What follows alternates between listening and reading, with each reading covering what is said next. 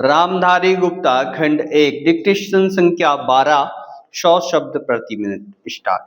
अध्यक्ष महोदय, जिस भावना से मैंने यह बिल पेश किया है उसको विरोधी पक्ष के लगभग सभी सदस्यों ने एकमत से महसूस किया है कि देश में बेकारी की जो समस्या है वह एक भयंकर समस्या है और उसके कारण हमारे देश का विकास चाहे वह सामाजिक हो, आर्थिक हो या सांस्कृतिक रुका हुआ है और ऐसी स्थिति में हम आगे बढ़ नहीं सकते हैं। इसी प्रकार से इस परिस्थिति का निर्माण हम पिछले 54 वर्षों से देख रहे हैं। मंत्री महोदय ने यहाँ पर अभी कहा कि राष्ट्रपति इस काम को नहीं कर सकते हैं क्योंकि वह उनके अधिकार के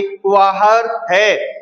आप राज्यों में राज्यपाल शासन स्थापित करते हैं जब यह देखते हैं कि किसी राज्य में वहाँ की व्यवस्था, वहाँ का विकास ठीक नहीं हो रहा है, जब किसी राज्य में गड़बड़ी फैल रही हो, विकास का काम समाप्त हो गया हो और जिम्मेदारी से लोग काम ना करते हों तो वहाँ पर राज्यपाल शासन स्थापित किया जाता है।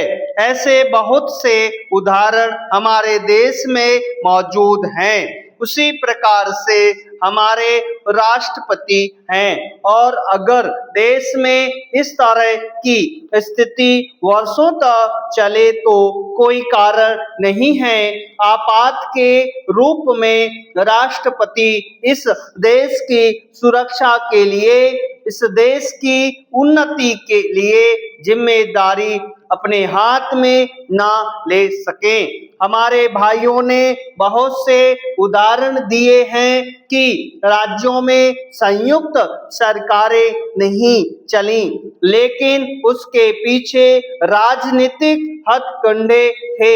अगर कोई राजनीतिक पार्टी जिम्मेदारी से काम नहीं करती तो विधान में यह स्पष्ट है कि राष्ट्रपति शासन अपने हाथ में लें। मैं एक उदाहरण देता हूं कि संविधान में आदिवासी हरिजनों के उत्थान के लिए प्रण किया गया था कि 10 वर्ष में उनकी सामाजिक तथा आर्थिक स्थिति को सुधार देंगे। Paragraph change.